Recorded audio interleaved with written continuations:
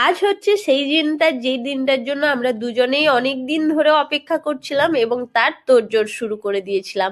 আর আমি কিন্তু সকাল সকাল উঠে স্নান করে শাড়ি পরে সুন্দর করে সেজে নিয়েছি। আর আমাকে কেমন দেখাচ্ছে অবশ্যই কমেন্টে কিন্তু জানিও। আর তোমাদেরকে আমি বাড়িতে হওয়া পুজোটার কিছু কিছু ক্লিপ দেখাচ্ছি। এখানে সব পণ্ডিতজিরা চলে এসছে, 3টে পণ্ডিতজি ছিল।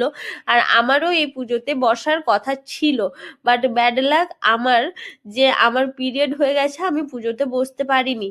আর এই যে দেখতেই পাচ্ছ আমার হাজবেন্ড কিন্তু পুজো করছে। আর এখানে সুন্দরভাবে পুজো হয়েছে, সেটাতেই আমি মানে খুশি হয়েছি।